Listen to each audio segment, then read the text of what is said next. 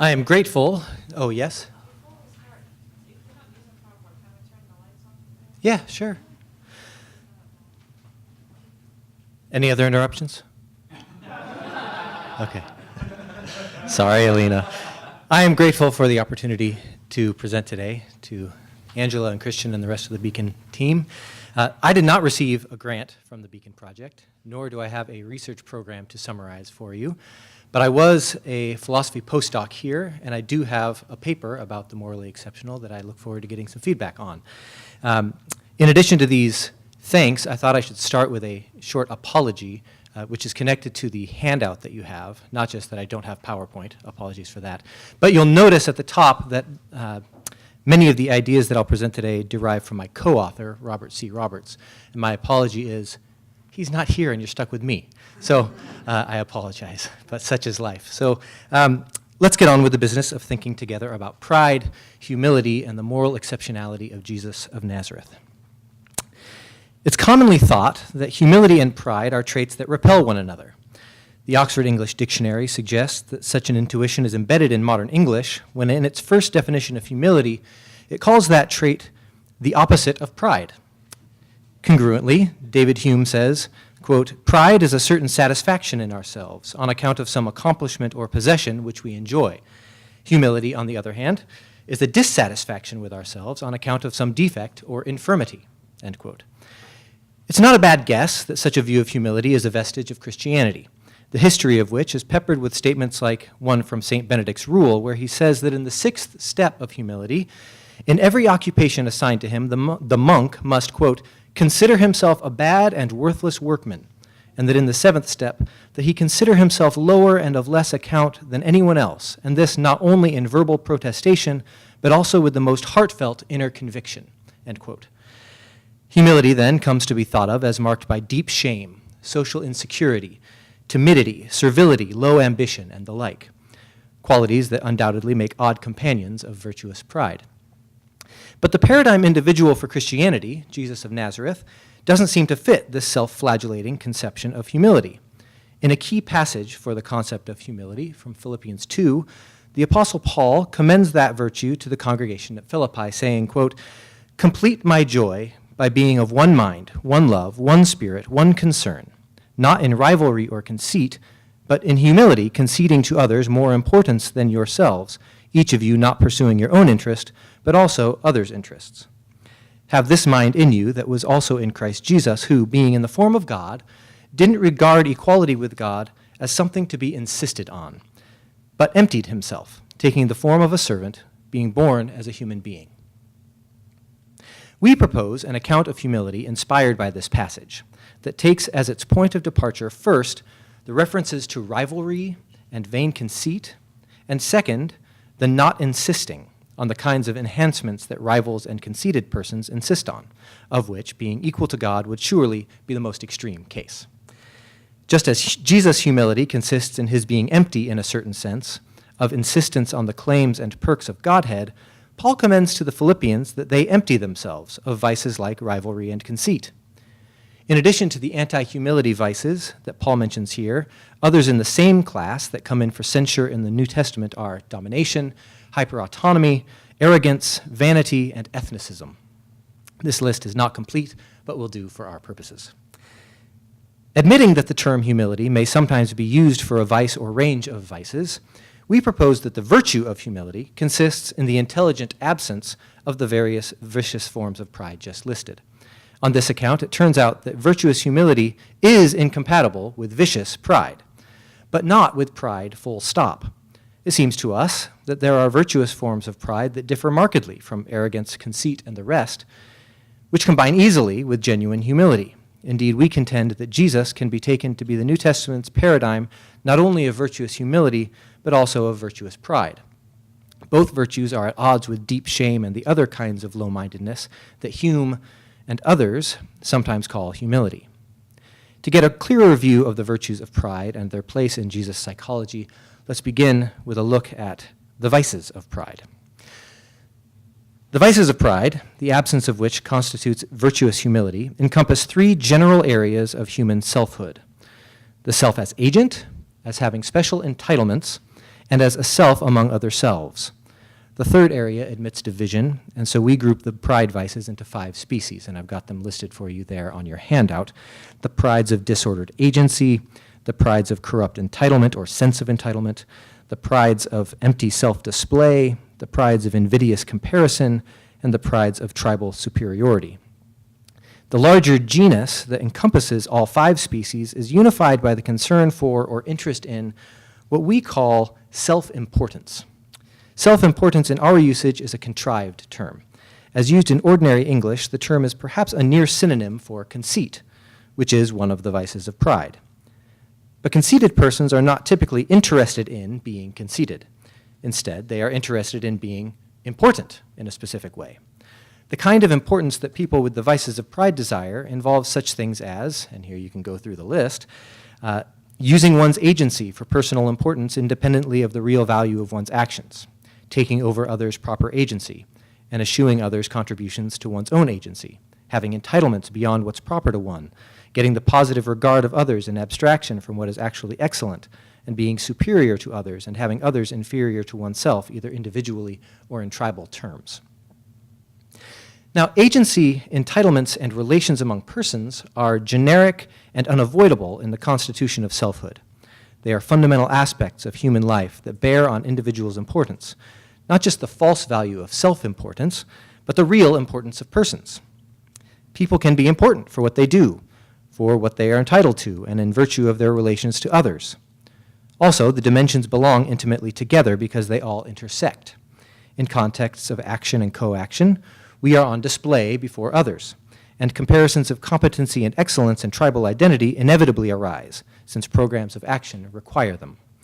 Also, entitlements of agents are often determined by agents' comparative competence or excellence. Virtuous prides, such as self-confidence, secure agency, aspiration, pride in one's work, sense of dignity, self-respect, personal authority, pride in associates, group belonging, and secure collegiality, are excellences with respect to the very dimensions of character with respect to which the vices of pride are defects. Instead of distorting human agency, proper pride enhances and completes it. Instead of corrupting one's sense of entitlement, proper pride grasps and serves real entitlements for good reasons.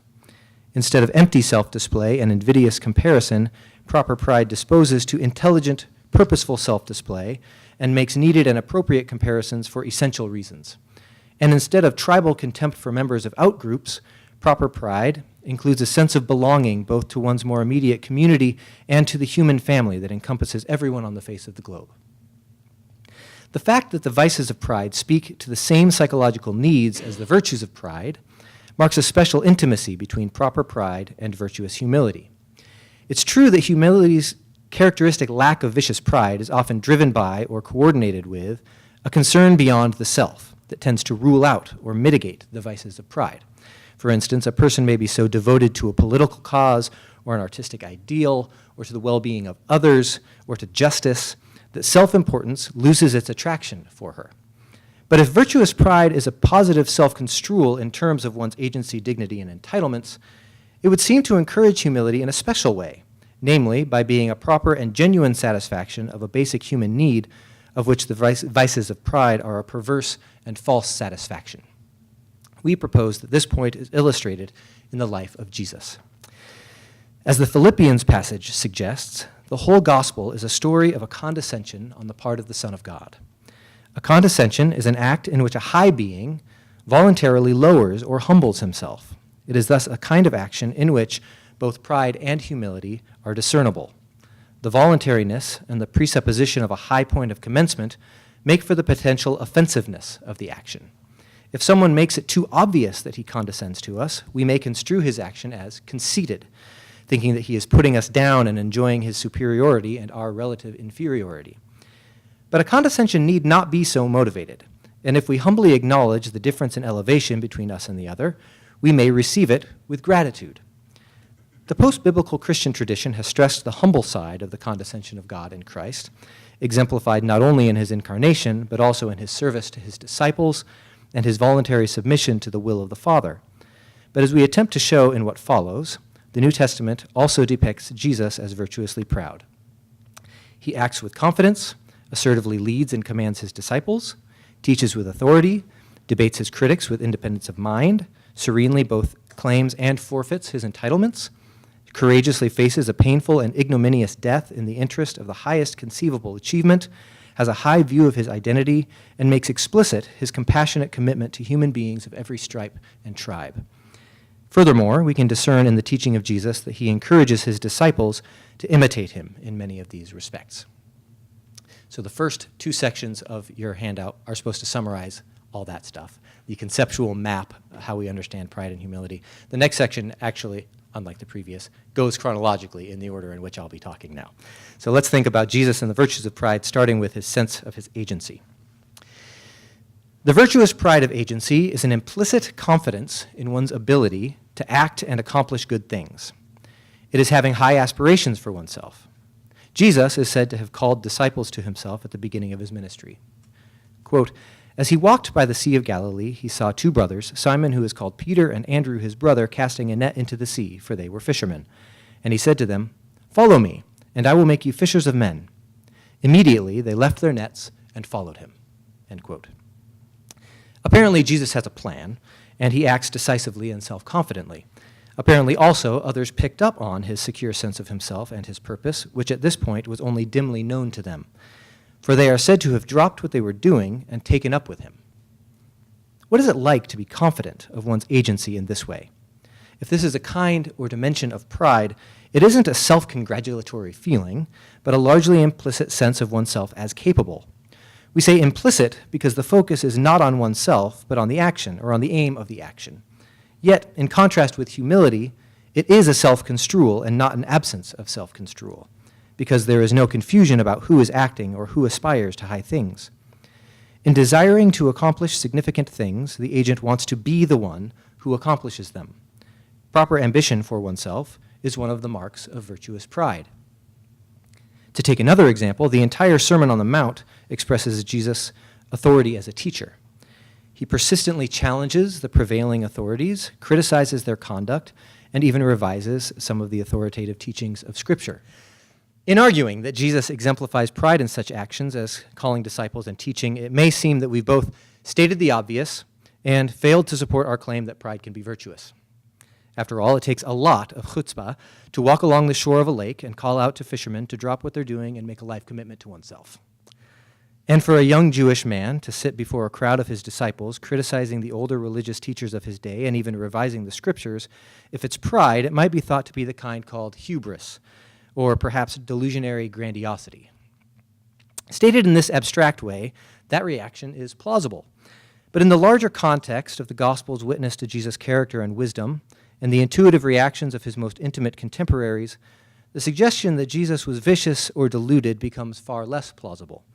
It's true that he was a super extraordinary human being, but the considered judgment of the church that developed around him is that he was both fully human and the best of humans. That Jesus was extraordinarily virtuous is our supposition in this essay. Now for Jesus' sense of his entitlements. The virtue of pride that we call entitlement serenity is a dispositional self-construal in terms of one's entitlements that are connected with one's importance as a person. The connection between entitlements and importance can be either that the entitlements are partly constitutive of one's importance or that they indicate one's importance, say one's importance as occupying a social role or as having dignity. A corresponding vice of pride is arrogance, which is a tendency to insist on one's entitlements in the interests of one's self-importance, especially the kind of self-importance that is invidiously comparative or empty. Entitlement serenity is a secure sense of one's entitlements, such that one claims them when it makes sense to do so, because of the real value of the entitlements. But depending on circumstances, it doesn't always make sense to claim them, or even to desire that they be honored. And in these circumstances, a person with this dimension of proper pride serenely forfeits his entitlements. We see both kinds of case in the life of Jesus. For example, Jesus claims devotional precedence over family. Quote, "He who loves father or mother more than me is not worthy of me, and he who loves son or daughter more than me is not worthy of me." End quote. These are strong entitlement claims. And in the 11th chapter of Matthew's Gospel, the writer comments that Jesus, quote, began to upbraid the cities where most of his mighty works had been done because they did not repent, end quote. Apparently, Jesus thought he had the right to complain, given who he was and what he had done, making the import of his mighty works clear enough to elicit repentance from the inhabitants of these cities. Furthermore, it made sense for him to complain, perhaps as a warning to his present hearers or to reinforce the impression of the mighty works' import. His complaints need not be motivated by a petulant need to defend his dignity against those who belittle it. But equally, the serenity characteristic of entitlement serenity allows that when there is reason not to claim one's legitimate entitlement, the person can forfeit the claim. Perhaps the most significant example of this in the gospel story is Jesus' abstention from his self-defense in his trial before Pilate. Though falsely accused of many things, he remains silent. By Pilate's lights, Jesus appears a bit slow on the uptake. Do you not hear how many things they testify against you? And then, when horrors escalate considerably, mere accusations become brutal beatings, contemptuous mockery, and condemnation to death, Jesus' remarkable calm remains. The contrast between what Jesus is due and his treatment that he willingly receives could not be starker. The vice of arrogance is often most striking when an agent's actions imply a claim to entitlement that she clearly lacks. The virtue of pride that we call entitlement serenity is most striking in the opposite sort of case, where the agent obviously does have a claim to an entitlement, but is unruffled when the claim goes unrecognized, or far worse. This virtue bears a superficial resemblance to a related vice of humility, servility. In their low view of themselves, the servile underestimate what is due them, and so sheepishly allow others to trample their rights. While those with the virtue of entitlement serenity might look externally like human doormats, their willingness to suffer injustice is born not of weakness, but strength, the inner strength of pride. Now for Jesus' sense of his standing among other persons. The vices of pride that belong in the self among selves dimension are vanity, pretentiousness, snobbery, self-righteousness, envy, invidious pride, conceit, and the many variants of tribal superiority. They have to do either with other people's regard as a source of self-importance or with rivalry with other people for self-importance. We call the corresponding virtues of pride, or some of them, self-respect and sense of dignity. This sense of one's own dignity or glory is the kind of largely implicit self-construal that can be built up in an infant from her awareness of her mother's loving, valuing gaze. The person who is virtuously proud in this dimension gladly displays his excellences before others when such display is justified or required by circumstances. He's not falsely modest, not retiring or unwilling to be on display, not embarrassed by limelight, but is secure in his importance or dignity as a person among others, as someone whom others ought to respect as he respects himself. He may well be superior to another person in some way, and even aware of this superiority, but doesn't take pleasure in his superiority as such. He may pride himself on some skill or accomplishment, but it will be because of the excellence of that skill or accomplishment, and not because it makes him superior to some person or class of persons. His self-display and sense of superiority are neither rivalrous nor vain, not for the sake of self-importance, but for intrinsically important matters. The Gospel of John depicts Jesus as aware of his dignity, as seen and appreciated by the Divine Father, and properly interested in it, and in having it recognized by his fellow humans. His dignity supports and is supported by his aspiration, which is, in obedience to the Father, to give his life for the redemption of the world. Thus, on the night before his self-sacrifice, he prays, quoting from John's Gospel, "Father, the hour has come. Glorify thy Son, that the Son may glorify thee, since thou hast given him power over all flesh, to give eternal life to all whom thou hast given him. I glorified thee on earth, having accomplished the work which thou gavest me to do. And now, Father, glorify thou me in thy own presence with the glory which I had with thee before the world was made." Earlier he had said to the Pharisees, quote, "When you have lifted up, that is crucified, the Son of Man, then you will know that I am he, and that I do nothing on my own authority, but speak thus as the Father taught me. And he who sent me is with me. He has not left me alone, for I always do what is pleasing to him." In his self-concept, Jesus is concerned above all for his standing before God the Father, and in particular, God's loving approval. What about Jesus standing before other humans? At a few places in the Gospels, people of various sorts worship Jesus. Disciples in a boat, a Canaanite woman, a demoniac, a man blind from birth. And Jesus registers no objection. The worship of Jesus is made appropriate by his identity and the interpersonal relationship that the worship represents. That is the notable difference between Jesus' interest in being worshipped and that of, say, Gaston, everyone's favorite guy in The Beauty and the Beast. Jesus' interest is an interest in being in communion with his worshipers, in a relationship of mutual caring consciousness, each party being appreciatively attentive to the other, especially in their goodness. While clearly recognizing differences in greatness, the communion is pure of invidious rivalry and invidious superiority. In contrast, the logic of Gaston's interest is non-mutual. You adore me, so I'll feel amazing. Gaston is not choosy about who worships him or why.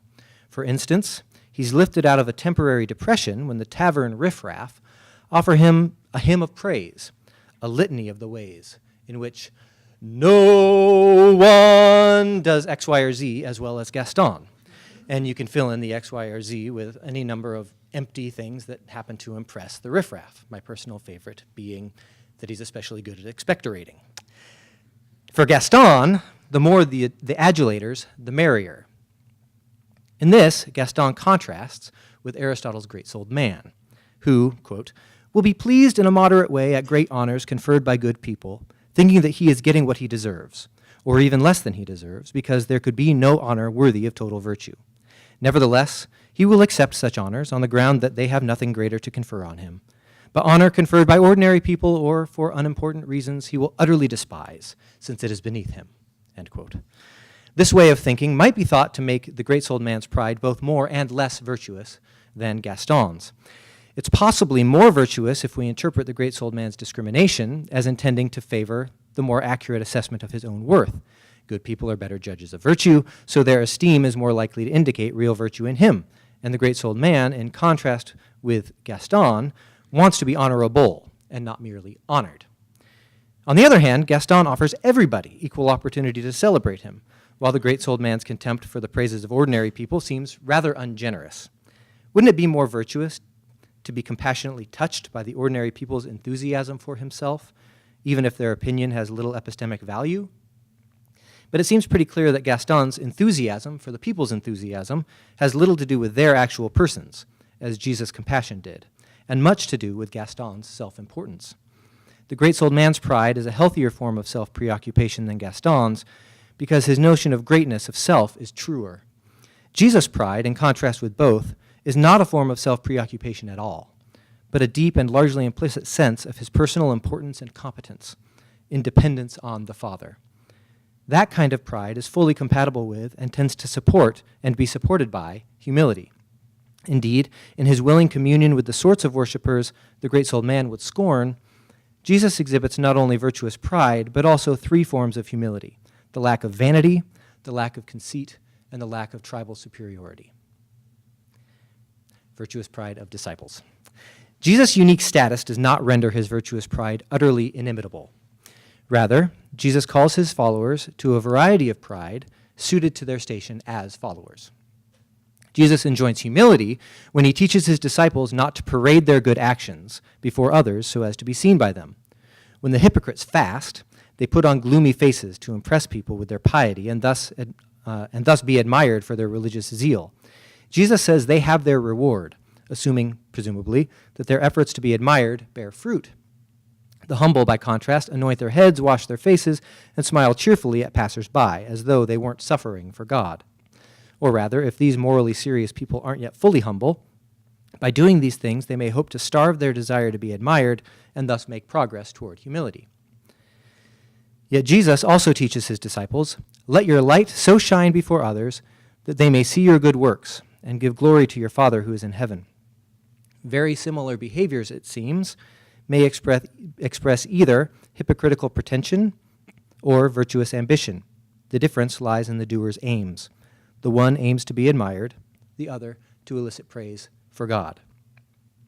But it seems the proper aim is not just praise for God, but also praise from God. In commanding his disciples not to seek the admiration of others, Jesus 3 times repeats the phrase, "And your Father who sees in secret will reward you." Assuming that the disciples' reward is the Father's approval, the picture of virtuous pride would be this. The disciple, without interest in being admired by her fellow humans, though not without interest in being genuinely loved and respected by them, secure in her sense of loving approval from her Father who sees in secret, confidently does her good works in part so as to be seen by her fellow humans. Her aim is that they too might glorify her Father. Her pride would be her self-confident agency, an agency that imitates, in a distant similarity, the agency of Jesus himself.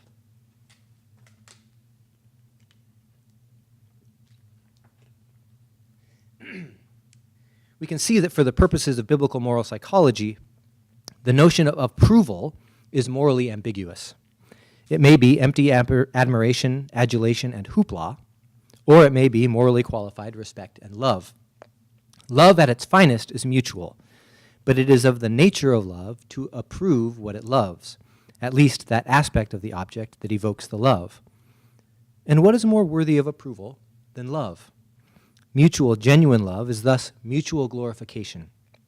Each member of the dyad glorifies the other, and in thus making herself lovable, glorifies herself in the reflection of the other's love.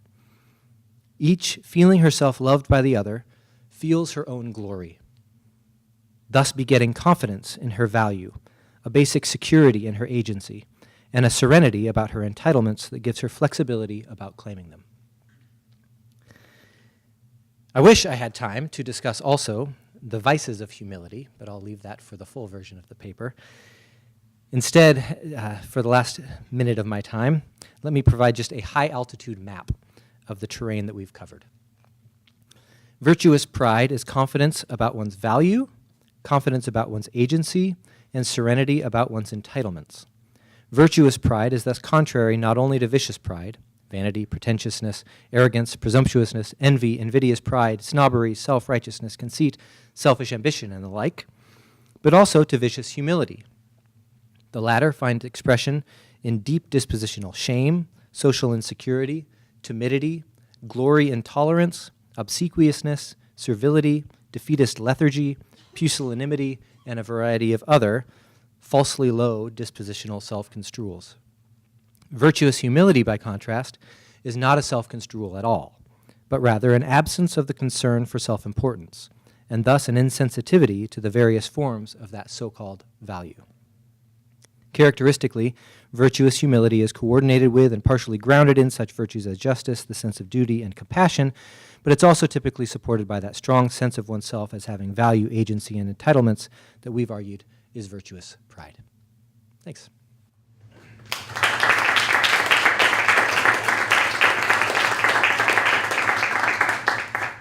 So, I guess the difficulty I'm having is that pride is one of the 7 deadly sins, right? And the way the term gets used in the tradition, is pretty much universally negative, right? So I guess I'm wondering. I've got several questions. I mean, so should we talk about virtuous lust, virtuous envy, virtuous gluttony? No. Well, but I guess so. Then I'm wondering is why is it worth the work of trying to recover pride as a virtue, rather than talking about other things that seem to me much more self-evidently virtue, such as gratitude. Right, to not use the gift God has given you, the talents God has given you, would be a lack of gratitude.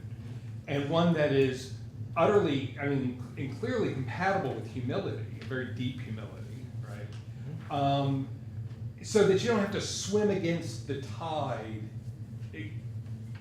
at least within the Christian tradition of pride. Now, I realize and maybe I'm answering my own question, but I realize in secular culture, the language of pride does not have that negative valence, right? Yeah. I was just in San Francisco last week. I mean, there was a lot of celebration of pride. So, I mean, is that the concern, that pride has changed its valence in our culture? That's one of the concerns. I don't know that it's a complete change in valence, at least if you consider something like that sometimes the virtue of magnanimity in Aristotle is translated as proper pride. So there's a sort of division in the history of philosophy and ethics in thinking of pride as either a virtue or a vice, and humility as either a virtue or a vice. You're right that the seven deadly sins tradition and Christianity more generally tends to speak of humility in positive terms and pride in negative terms. But there are others, like Hume, who I cited at the beginning, who thinks of pride as a good thing and of humility as a monkish virtue, read vice. And so there is a sense in which we're trying to make sense of both intuitions. That there is a sense in which it makes sense to point to pride as a good thing, properly qualified. And inasmuch as our contemporary culture speaks of pride in glowing terms, it can be a hindrance to appreciating the moral beauty of Jesus to deny that he had pride without further explanation. And if you have in mind that pride is this positively valenced thing and humility is this, doormat kind of trait, it's important to get clear about what humility is and how that differs from the vices of humility. So we're trying to make sense of both intuitions in a way that I think there's some precedence for, though our model is different than his. I think Thomas Aquinas does something like this, inasmuch as he recognizes the virtue of humility, the vice of pride, the virtue of magnanimity, which is sometimes translated as proper pride, and the vice of pusillanimity. You have this sense that there's a bad sense, a bad elevated sense of the self, which would be vicious pride. There's this sense that there's having too low of a view of yourself, which would be pusillanimity.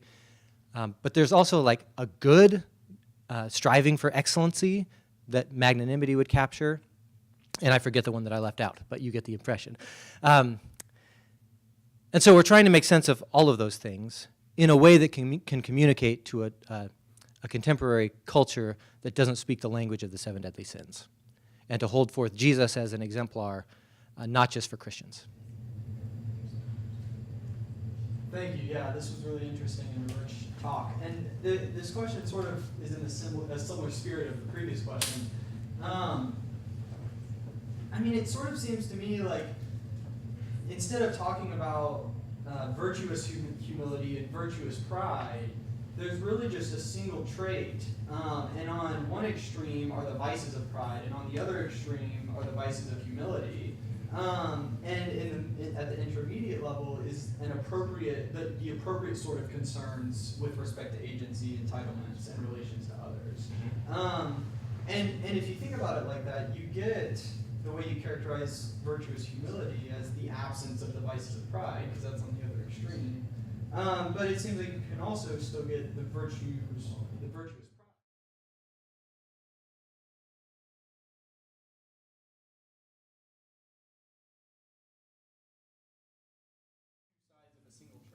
That's good. It's definitely an Aristotelian virtue as mean kind of thought. I think we get some indication that pride and humility may be a weird case by the fact that Aquinas, who so loves the doctrine of the mean, seems to deviate from it. Two reasons that I would think of for not wanting to treat it as a single trait of, say, not striving after self-importance because you're satisfied with yourself as agent, entitled, and so forth. Two reasons would be that, for one, we commonly think of pride and humility as distinct traits, and so it's very odd to identify them. But the deeper reason, I think, would be that humility can exist apart from proper pride. I said in the paper that very often humility as the absence of the vices of pride is coordinated with other virtues. Here the idea, this is part of the intelligence that we have in mind when we say that humility is an intelligent lack of the vices of pride. It's not the sort of thing you have from getting knocked on the head and no longer caring about self-importance. It's that you care about something else in such a way that concern drives out your concern for self-importance. And so it would seem like someone could care deeply about some political cause or care deeply about justice or the well-being of others without having a particularly impressive sense of dignity and high aspiration and so forth, but to have those concerns be enough to push out the vices of pride and yet not be viciously or virtuously proud in the way that we're trying to point to with the more particularized language. I think the particularized language is important, and that may help with some of the push from the Seven Deadly Sins tradition. If we just talked about having a sense of agency, having a sense of dignity, it may be less off-putting to those who are used to the Christian lingo. But part of what we're doing is trying to speak to those outside that community. I don't know if that's satisfying, but that's at least the best I've got at this point for why not to treat it as a mean. Thank you. This is really good, and I really, really like the taxonomy of the vices of pride. I have a small question. That is a devastating objection. Oh, no, not at all. Question of get your thoughts on. So I am totally on board with the stuff. We might massage the fifth one to fit into this one. And The tribal superiority? Right. Okay. But that's like, we can talk about this for dinner. But I am struck by the inclusion of envy in the fourth category. And like, I know you know the Sins tradition, and like envy to me seems to be just very different stuff than the vice of pride. Because like in envy, it's not about myself; it's about she does not need to have that. Right. So it seems to be like no concern for like personal excellence or like how do I register on the scale of like greatness. It's just totally like, no, this SOB should not have what they have, right? Yeah. Well, I'm not sure I agree on that last part, that there's no sense of self. I take envy and what we call here invidious pride to be sort of opposites of each other, although the same as each other in their underlying concern. Both the envious person and the person who is puffed up about how better they are than someone else are concerned to be better than another or to have some ground of importance. The envious person, in contrast to the person who's on top, is that they're pained by the fact that they're not that way. But inasmuch as vicious pride is this drive for self-importance in various ways, that person still exhibits pride in the sense that they long to have the kind of self-importance that the invidiously proud person has. It just so happens that their circumstances are such that they're noticing the people who outrank them in those ways, and so are pained by it. Follow up. Follow up then, but then it seems, then I started being bothered by like, pride is traditionally the root, right, of all this. So you can like trace pride in all these different ways, but I take it that you guys want to keep it like distinct. So you can see how pride plays a role in envy, but it does seem to be like kind of removed. Maybe. I mean, I guess we're deviating somewhat from the tradition in keeping pride with a capital P as a single thing. We're saying, no, there's like a bajillion kinds of pride. And we haven't identified, other than in a very loose genus kind of way, the root similarity between them.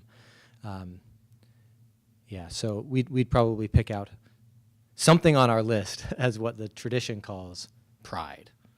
But we say there's bunches of kinds. You were next. Okay. In a way, this will come across as a follow-up to some of the earlier questions, which got very much in the vicinity of what I wanted to ask about, namely the questions about whether we need sort of both humility and pride, or and proper pride. And so, the question is it okay with you if it turns out, on your view, as it seems to me it does, that humility has a very insignificant role in the life of a virtuous person? So here's why I think it plays an insignificant role. So far, the impression I have from your response to the earlier questions about like why not just have vices of humility, vices of vicious pride, and then pride in the middle, and forget about humility. your response seemed to be, well, humility is an absence of the vices of pride. But you can secure an absence of the vices of pride without having the virtues of pride. You can secure it in a different way. By, for example, having other concerns that lead you to have that. And then my thought is, well, it still remains the case that you can secure an absence of the vicious pride by having the virtuous pride, right? So that is one way to have. Well, it seems that that's one way to have humility, is just to have virtuous pride. And then the other thought is that if you were to secure virtuous humility on the basis of these other concerns for other goods, so have an absence of vicious pride because of concerns about other goods, then it seems like you might think that whatever the concerns about other goods are, they're doing the work there, they are deriving from other virtues. And so again, humility is just not really playing a significant role. And I'm thinking, well, maybe you're just okay with that conclusion, but I wanted to press you on it and see what you thought. Yeah. I guess it wouldn't be playing any significant role in the same way that, say, a passion for justice is. That is, in being something that drives someone to action or something like that. But my way of speaking earlier may have obscured things, or maybe what I'm about to say is obscure. I wouldn't say the only way to get humility is either to have the virtues of pride or to have these other positive concerns that push it out. I think humility and the other virtues can have a mutually reinforcing kind of pattern where one pathway to humility is if coming to care about justice is fertilizing, there's also weeding, where you notice your arrogance or your vanity and so forth, and you have to root it out of your heart by various spiritual exercises and by God's grace and so forth. But the gap the vacuum that comes into play when those vices are evacuated makes room for a whole bunch of other virtues. So that it's very hard to be grateful or compassionate without getting hyper-autonomy and domination out of your system. And so I think it plays a very important role in enabling these other virtues, just as those virtues, I think, can enable it. I think one way of trying to grow in humility is to practice those other virtues when you don't have them yet, because it forces you to push the self out of the way. I think it does play an important role, but not the same kind of role. One of the purposes of trying to give this kind of analysis is to get very clear about the different functions of the different virtues. Roberts and I are convinced that different virtues do very different things in the moral life, and I think humility's role is quite different than the motivational virtues. Final question. Yeah, thanks. So a standard medieval definition of worship is that it's a virtue under the species of justice having to do with giving God his due, right? And that is buried etymologically even in the English word worship, right? It's an acknowledgement of the worthiness of the thing. So when I look at a lot of these descriptions down at the bottom of Jesus and the virtues of pride, they're the sorts of things that if I went around doing them, they wouldn't in fact be virtues, right? Assertively leading, commanding disciples, teaching with authority, claiming devotional preference over family. Sure. So the variable is not the fact that they're doing them, but the person who's doing them, and namely whether or not it's just for him to be doing these sorts of things. So I guess the question would be, what of the virtues of pride down below here are not exhausted in worship or justice, worship even a species of justice? What extra work does the virtue of pride do that justice isn't doing for us here? I think he's doing very different work than the virtue of justice, but that I'm worried that I'm misunderstanding your question. So in a sense, it's just for Jesus to command his disciples and teach with authority and so forth. But the point we're getting at with the virtues of pride is his sense of himself as he does these things. So, I mean, from the perspective of the justice of the universe, it makes sense for him to do that. But one of the things that enables him to do it in the right kind of way is his implicit sense of himself. But isn't the implicit sense of himself qua incarnate Son of God, not qua person? Aren't these the sort of things that the incarnate sons of God are worthy of? In a sense, his status is unique. I mean, obviously his status is unique, but it does seem like his followers are called something like what he does that isn't attached to his very particular status. So he has the status of Son of God, who has this very particular relationship before the Father, a very high calling of dying for the sins of the world. I don't have any of those statuses or that particular calling. But inasmuch as Jesus is right about the way the world is, every human is beloved by the Father and can have a sense of dignity that derives from that and which fuels high aspiration to do the kinds of high, difficult things that God calls his followers to do, all of which I think, maybe not in the language of the 7 deadly sins, but in the language of contemporary English, I think could be described as a kind of pride.